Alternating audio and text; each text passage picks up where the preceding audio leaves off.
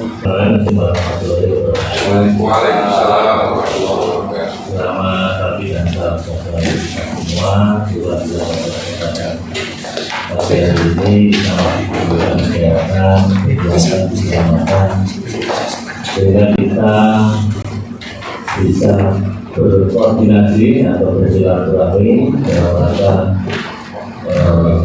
membahas sesuatu hal yang menjadi isu terkini di Kabupaten Tulungagung menyangkut kegiatan di Kabupaten Tulungagung yang tentu saja tahun ini merupakan tahun politik karena kita akan melaksanakan pemilu kada di bulan November.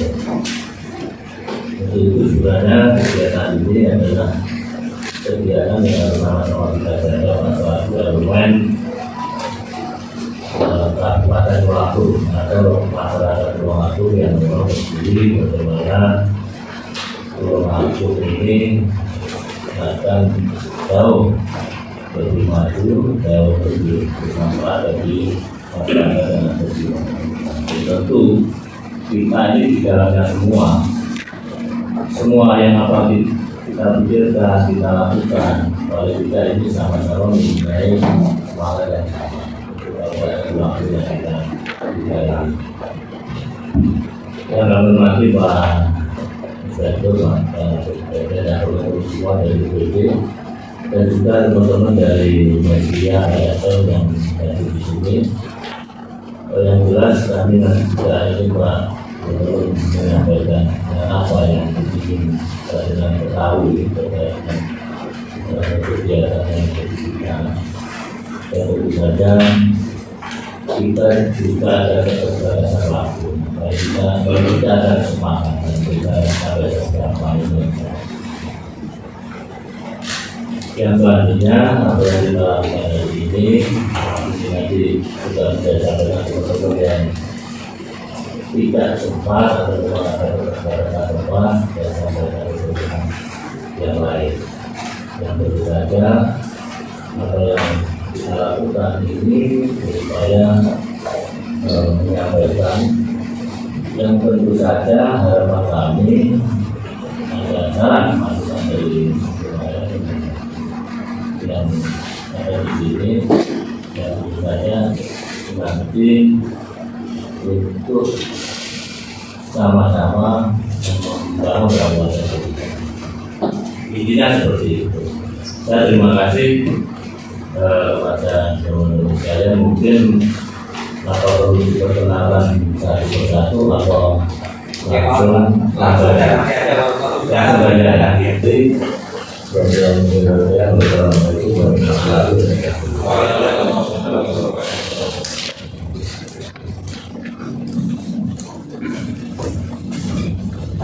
Bismillahirrahmanirrahim. Assalamualaikum warahmatullahi wabarakatuh. Alhamdulillah wa bisyafa'ati Rasulillah wa likulli hajatan sholihah al-fatihah. Yang saya hormati Bapak Sekda, Bapak Inspektor dan para dinas dan semuanya, dan juga yang saya hormati rekan-rekan dari LSM, media dan aktivis.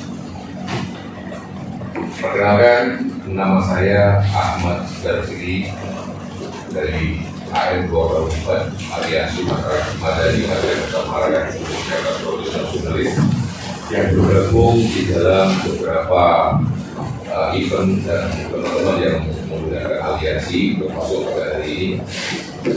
Yang pertama kali saya sampaikan adalah mengkoreksi apa yang disampaikan tadi. Sebenarnya bisa dikatakan saya di sini sebagai jubir, tapi kalau jubir itu seolah-olah saya sendiri yang berbicara. Tapi nanti kita memberikan kesempatan kepada teman-teman yang lain. Tapi kami atau saya yang akan mengatur, memberikan waktu dan tempat bagi rekan-rekan yang berbicara. Itu sudah kesepakatan bagi kami. Maka dari itu tidak ada salahnya ketika di dalam ruangan ini ada moderator dari Pemda, yaitu Bapak Sekda sendiri, dan juga dari pihak kami adalah saya sendiri.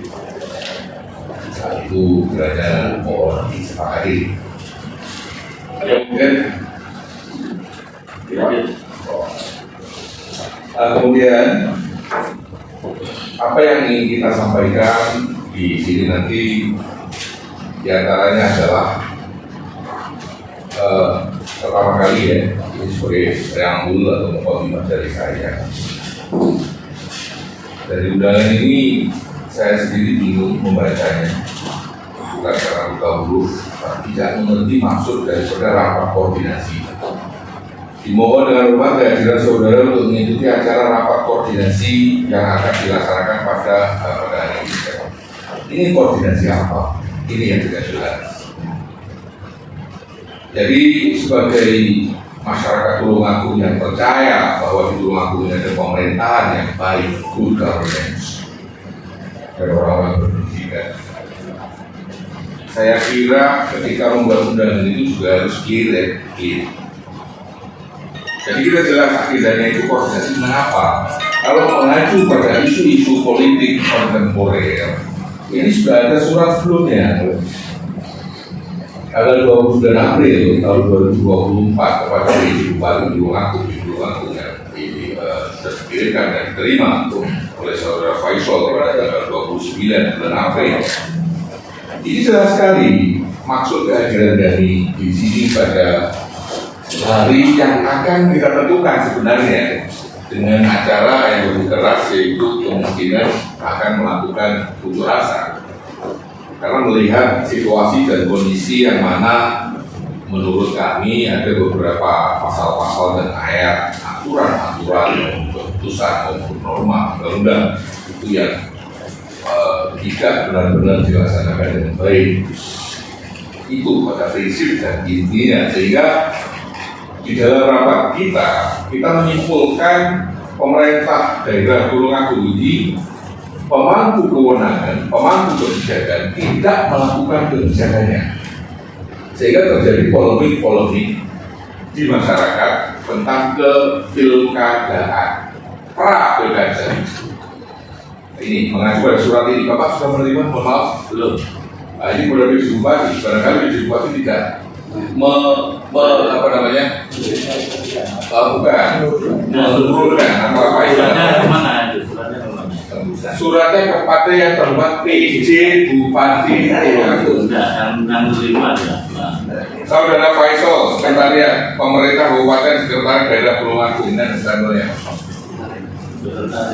Jadi ini satu poin lagi bahwa koordinasi di Pemda sendiri sangat buruk.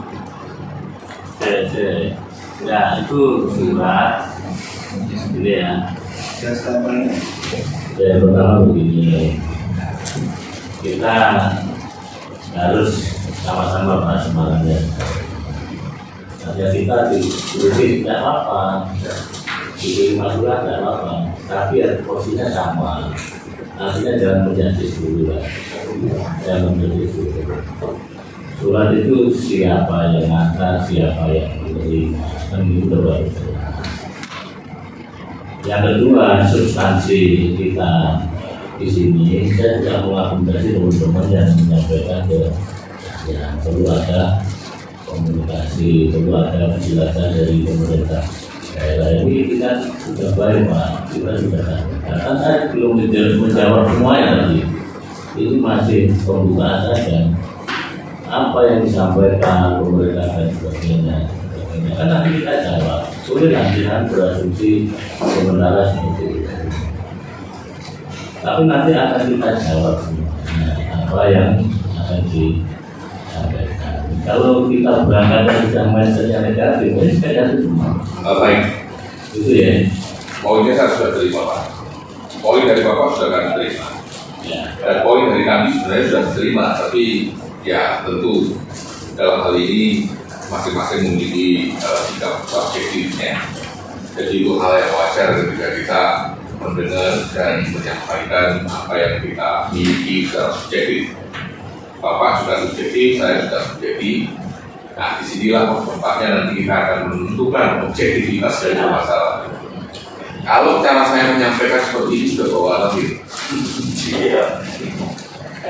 Jadi Apalagi kalau bicara ini etika, nah, mungkin ada sesi tersendiri nanti kalau kita bicara tentang etika. Baiklah, dari itu secara singkat pembukaan saya pikir sudah selesai dan nanti kita akan sambung lagi dan waktu kami berikan kepada teman-teman diantaranya yang telah kita sepakati dalam rapat kita, yaitu saudara Nanang yang akan menyampaikan dan juga saudara Bobi untuk sesi pertama. Terima kasih. Waktu saya silakan. Terima kasih. Assalamualaikum warahmatullahi wabarakatuh. Hormati Bapak dan Agung, Inspektorat, Bapak OPD, semuanya yang saya jelaskan satu-satu. Intinya kita mengharapkan diri semua atau kita ingin jawab itu sebenarnya tidak punya tendensi apapun. Kita tidak niat untuk menjatuhkan seseorang, menjadi seseorang, tidak. Tapi kita punya pikiran bahwa kepastian hukum itu penting. Jadi kita sebagai rakyat melihat ada sesuatu yang dalam konteks hukum ini tidak pasti, khususnya terkait masalah netralitas ASN. Kami melihat, jadi biar pelaku kita nanti juga mungkin perlu dipersamakan bahwa netralitas ASN ini kan diatur dalam dua undang-undang. Pertama Undang-Undang Nomor 25 Tahun 2014 tentang ASN. Yang kedua diatur dalam Undang-Undang Pemilu. Di sini kita hadir bicara terkait Undang-Undang ASN. Undang-Undang Nomor 5 Tahun 2014. Bukan Undang-Undang Pemilu. Jadi kalau nanti bahas Undang-Undang Pemilu ya salah karena apa? Undang Pemilu ini mengikuti tahapan, ada ruang, ada waktunya. Dan pihak yang berwenang ya Bawaslu, Gakumdu, kan itu. Tapi kalau Undang-Undang ASN ini tidak terbatas ruang dan waktu selama seseorang terikat sebagai ASN. Kan begitu. Jadi selama siapapun terikat oleh ASN, dia wajib patuh pada Undang-Undang ASN. Ini yang kami tangkap selama ini. Itu garis bawahnya. Karena apa? Undang-Undang ASN ini ranah administratif, bukan ranah di perdata, bukan ranah pidana. Karena ranah administratif, hukumnya kebijakan.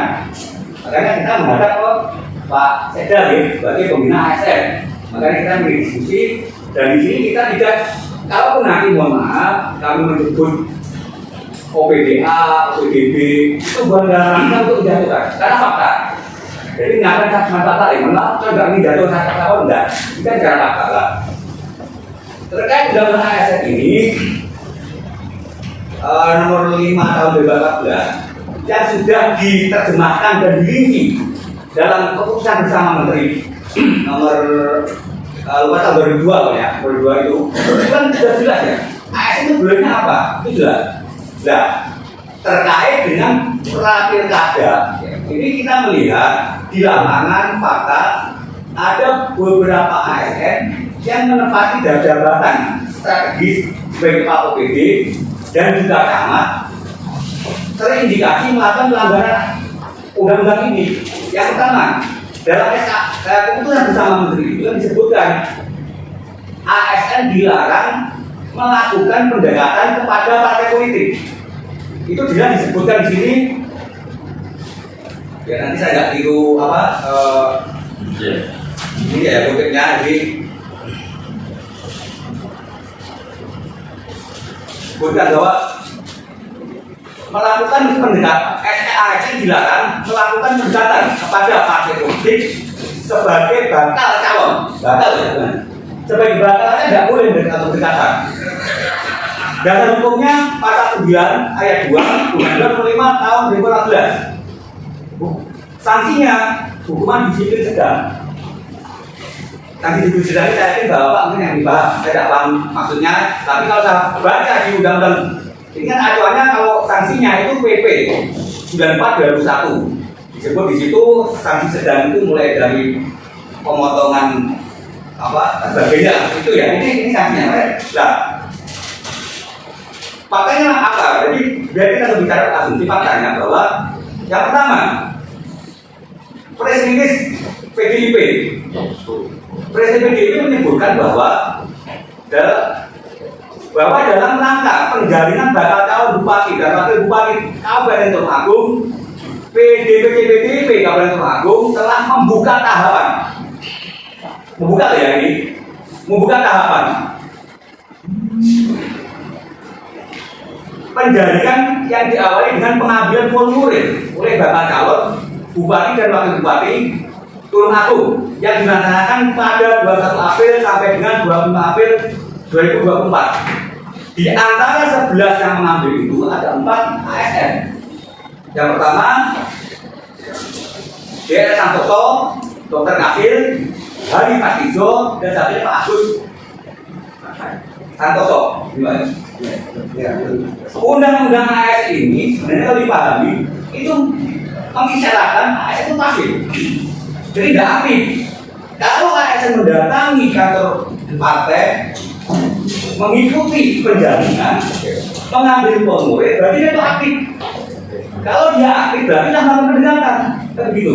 Kalau pasif, dia di rumah memang tokoh yang layak untuk berlaku dengan partai, tidak salah dia, karena dia pasif. Tapi kalau dia aktif mendatangi, mengambil formulir, berarti dia melakukan pendekatan. Nah ini menurut kami sudah pelanggaran, bahwa ada tindakan. Tindakan ini sangat kurang, tetapi gimana gitu. Ini yang saya harapkan sama itu. Yang kedua, terkait masalah yang lainnya, ASN dilarang memasang alat tanda kampanye.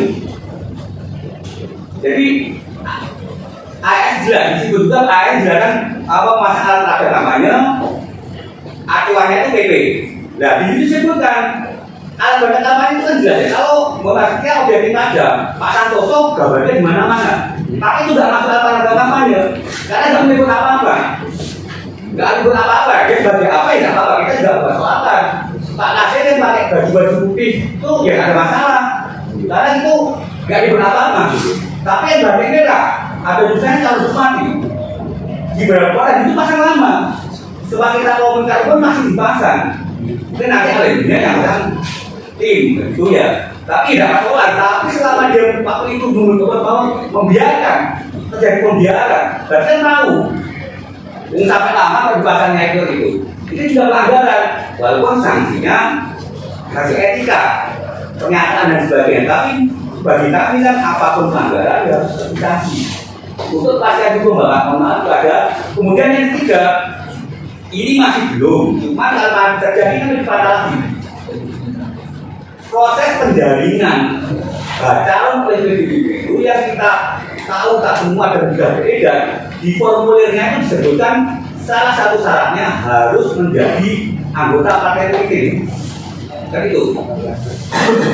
Tidak mencari dicalon, apa menjadi anggota. Nah, padahal di undang-undang ASN jelas, ASN dilarang menjadi anggota partai politik. Kalau sampai jadi itu harus mundur. Kalau enggak ya diberhentikan hormat. Tapi ini kita nggak bisa mengatakan bahwa 4 orang yang kemarin melakukan pendekatan itu sudah jadi. Enggak, belum. Karena apa? Kita tunggu tanggal 9. Kalau tanggal 9 nanti terakhir pendaftaran PDI mereka datang, ya kami juga memenuhi syarat ini. Kalau misalkan nanti apa itu alasannya untuk ASN itu tidak harus anggota ya kan kita nanti akan bertanya ke PDIP ada apa perbedaan itu apa manipulasi atau memang ada perbedaan di formulir jelas tidak ada catatan semua yang datang di PDIP itu harus menjadi anggota di syarat formulirnya tapi ini kita ya jadi anggota pak anggota dibuktikan dengan anggota kartu otomatis gitu jadi tapi ini kita nggak bisa menjudge siapa kalau kita menjadi anggota belum karena kita tunggu tanggal 9 dulu penutupan kalau mereka nanti mengajukan tapi kan panjenengan semua sebagai pimpinan bahwa dia antisipasi kalau memang syaratnya seperti itu tidak jangan mencalonkan begitu etikanya kan begitu tapi kalau memang mereka bahwa kita memasukkan biodata ya, maksudnya bahwa formulir dan sebagainya dan itu dinyatakan lengkap oleh PDI Ya tapi juga mereka harus menjadi anggota. Mungkin itu Pak yang kami sampaikan. Jadi mohon maaf ya, kami sendiri bukan untuk ingin menjatuhkan atau tidak, tapi karena di lapangan kita lihatnya faktanya itu. Dan kita objektif. Kalau Pak Agus Banteng sama Pak Santoso, ini saya melihatnya persoalannya cuma pendekatan ke partai. Itu aja yang kita lihat faktanya. Tapi kalau tak kasih memang ada pemasangan peradaban namanya APK yang menyebut calon bupati. Kemudian bukti yang kedua selain di PDIP untuk Pak Kasir dan Pak Santoso itu juga pendekatan PDIP di PKB. Karena ada berita di Tribun News yang menyebutkan bahwa PKB mengundang calon yang melamar, bukan dilamar ya. Dilamar beda. Kalau dilamar kita tidak bisa persoalkan. Kalau dilamar berarti kan AS ini pasif, dia tokoh, jangan partai, dia nggak punya itikat untuk pendekatan partai. Tapi kalau melamar, berarti dia ada itikat berarti. Dan itu satu. Kita punya saksi, ada fotonya. Pak Santoso sama Pak Kasir hadir di Surabaya. Ketemuan di DPP. Dengan PPKB itu hadir. Walaupun saya sembunyi. Tapi ada juga wakil yang calon yang diperbolehkan aturan kepala desa kan diperbolehkan karena kepala desa di undang-undang desanya dilarangnya menjadi pengurus bukan menjadi anggota. Jadi kalau ikut ya masalah kan. Nah, salah satu calon ini jadi saksi bahwa Dr. Kasir, Pak Santoso ini hadir. Jadi ini Mbak, jadi ini fakta dan fakta yang kita dapatkan dan ini kami sampaikan ya untuk pembelajaran semua, jangan sampai ya karena jabatan tertentu boleh melakukan pelanggaran terhadap aturan karena AS ini kan harus ada ketentuan perundang-undangan itu. Ini yang saya sampaikan. Mohon maaf mungkin ada yang sumber kata saya yang salah atau mungkin nggak mengenakan, tapi saya menyampaikan fakta ada Pak. Fakta hukumnya seperti itu. Itu yang dari saya akhiri. Assalamualaikum warahmatullahi wabarakatuh. Ya, jadi begini Pak. Nanti kan ada yang menyampaikan jadi temanya apa, terus kita nanti diskusi setelah dari panjenengan menyampaikan nanti kita sambung dari kita ya. Ya betul.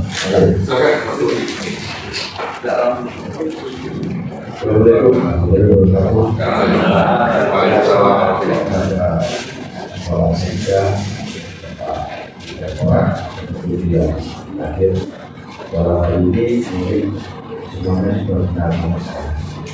Jadi saya bicara ini tidak suka, tapi permasalahan yang terjadi dengan opini-opini yang muncul kepada tindakan dan kebijakan dari para izin yang selama ini dikatakan sama teman-teman dan saya sama teman-teman juga dari teman-teman kebijakan aja juga ketua yang kita.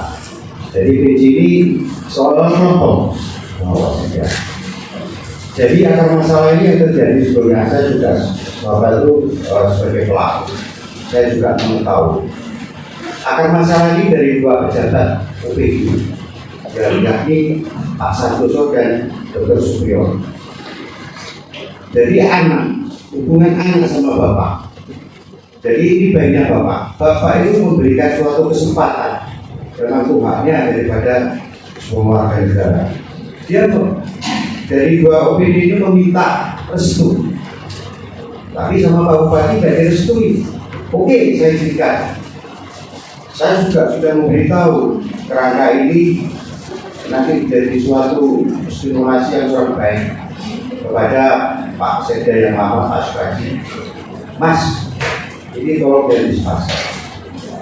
Dan panjenengan Pak Sekda, mungkin saya sudah juga telepon maupun WA apa yang terjadi yang di luar apa itu sana, hiruk pikuknya permasalahan. Jadi pertanyaan saya, kenapa sih zamannya Pak PJ Jaryanto itu sangat luar biasa. Dia mengantisipasi ini dengan perilaku-perilaku yang dengan antisipasi yang bijak sekali. Tapi kenapa di saat ini kok disiapkan? Saya sampai heran. Saya khawatir framing ini kasih dari Bapak Ketua itu Kepala OPD yang tidak tahu menahu, dia di framing. Terus Pak Idris sebagai bapak, apa aja ada kepada anaknya, ini nanti menjadi sebesar. Kasihan Pak, biaya politik itu tinggi Pak. Dan masa depan semua bapak-bapak itu ada di sini dan Pak PJ. Saya kira cukup. Jadi gini, saya bagian dapat referensi, saya juga bertanya kepada Pak Bupati dan Pak Mario barusan. Harapan beliau sama. Ini jangan dibiarkan. Dan kalau Pak PJ tidak mampu silakan engkang dari rumahku. Masyarakat ini juga punya sikap. Jadi jangan dibiarkan seperti ini. Ini namanya melacur semua ini. Saya tidak suka ya. Wassalamualaikum warahmatullahi wabarakatuh. Ini sama resume Pak. Iya, betul. Ya. Ada beberapa hal yang disampaikan oleh rekan kami tadi yang agak menyimpang dari poin yang akan kita bahas, yaitu tentang ASN. Di antaranya menyebut Pak mantan Bupati yang juga rencananya juga mencalonkan. Jadi di sini saya pikir agak saja dia tidak berbicara hal itu karena akan menambah subjektivitas di dalam diskusi kita nanti.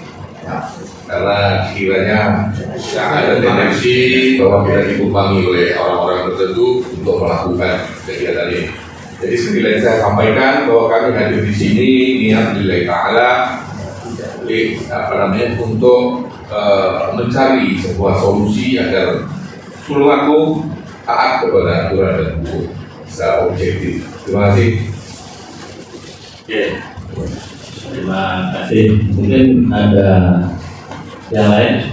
Itu aja dulu. Nanti kita ambil tema itu ya Pak ya. Ya. Nah, saya setuju Pak. Ini memang forum yang terhormat yang memang bisa melakukan penjelian atau pencerahan yang berkembang memang asumsi Pak, yang tentu saja harus kita luruskan dan nanti kita akan sampaikan Pak terkait dengan komitmen kita seperti disampaikan oleh Pak Budi tadi, Pak Jahiri ya. Tapi kan kita tidak membahas sesuatu yang sudah split dari Pak Ahmad Jahiri, kita bahas dua item terkait dengan ASN yang di tahun politik. Jadi sudah ada kecenderungan melanggar aturan ASN hari bulan. Yang jelas kita ini sudah berbuat Pak, sudah berbuat sehingga kabar-kabar itu muncul, kita sudah berbuat, sudah kita dapatkan nama PSN. Saya menyikapi kabar-kabar dan menurut kita tidak sesuai dengan aturan yang kita sikapi. Tentu saja kita dalam menyikapi itu karena tidak menyampaikan ke teman-teman semua, berarti kita percaya terus. Tapi kita sepakat untuk hari ini kita tidak mencapai personalifikasi karena nanti akan mengubah kemana-mana, tapi kita mengerucut kepada persoalan yang dengan angka tadi terkait dengan netralitas ASN. Kita juga sudah ada komite bagian itu Pak Inspektur sudah melakukan dari Pak Presiden dan sudah melakukan langkah-langkah. Pertama sudah kita awali, sejak itu mulai banyak sekali kabar dan kita harapkan dari sekolah, dari peristiwa itu juga kita undang dari DPRD undang untuk menyikapi persoalan itu. Dan kita sudah melangkah, nanti akan disampaikan oleh Pak Inspektur dan Pak Presiden terkait dengan pelanggaran kode etik, pelanggaran undang-undang ASN yang juga dicampur nanti berkait dengan undang-undang pemilu yang disampaikan oleh Untuk mempersiapkan aku, mohon Pak Zaidul memberikan penjelasan kepada semua.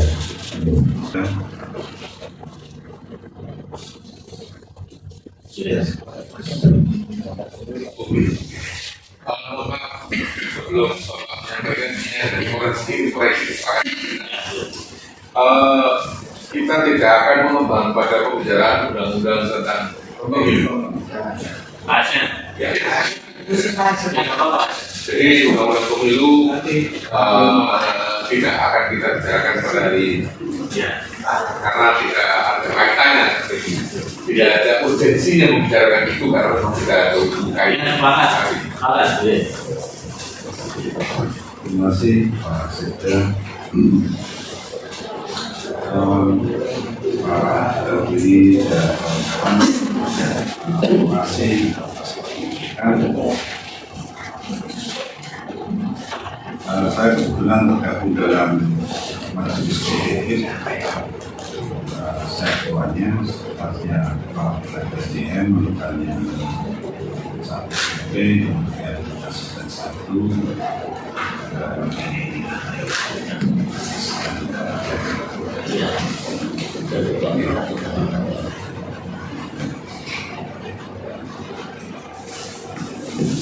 Terkait dengan apa yang telah kami lakukan, kemarin kami diperintahkan oleh Pak Sekda menyikapi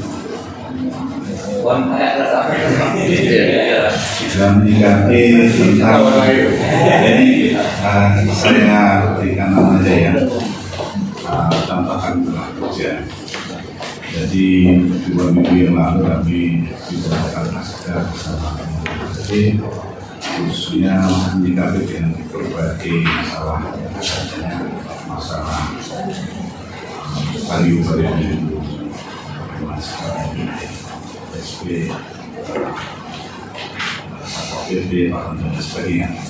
Kemudian kami khusus menyikapi masalah pelanggaran etika, karena dari diskusi itu disimpulkan bahwa ini pernah terjadi pelanggaran etika yang terkait dengan video yang beredar, dan kami sudah mengadakan rapat, kemudian memanggil yang bersangkutan. Hasilnya ini ada notulen dan rekomendasi dari kami yang kami berikan kepada Pak Bupati melalui Pak Sekda. Tinggal pelaksanaan penjadwalan hukuman disiplin saja. Kemudian terkait ini di luar dari tugas kami selaku majelis politik, tadi disampaikan ada pemasangan berhasil yang pakai warna merah, kebetulan saya mendapatkan dari jenengan. Jadi saya langsung sampaikan kepada berhasil, Pak Berhasil, tolong alat peraga ini, baliho ini diturunkan karena banyak kritikan dan menyalahkan. Dijawab beliau, dia ada masang, dan dia ada masang dan nyuruh, dan sebenarnya sudah ada ketentuan atau kriteria tulisannya harus bagaimana, gambarnya harus bagaimana gitu. Tapi itu menyalahi arahan dari Pak Hasil, dan beliau sudah memerintahkan untuk itu tempatnya yang di perempatan Mangsari. Ini salah satu contoh kegiatan kita yang telah terlaksanakan, dan mohon juga kepada Panjang Imam disampaikan apabila ada pengaduan-pengaduan, sampaikan saja kalau ada aduan ya kepada kami, disertai bukti yang jelas. Kami juga akan memanggil yang mengadu dan bukti-buktinya apa. Kami tidak bisa memutuskan sendirian karena kami dalam bentuk tentang pelanggaran disiplin ini. sebenarnya bukan ranah kami, karena kami adalah ranahnya kode etik. Tentang disiplin ASN ini ranahnya BKPSDM. Sehingga kalau Pak Sekda BKPSDM nanti meminta kami bergabung ke tim yang tentunya kan dibentuk menurut saya ini kan, kami juga akan siap dan sudah dibicarakan. Jadi termasuk peningkatan pada Pak Kapolri sudah kami bicarakan. Itu saja.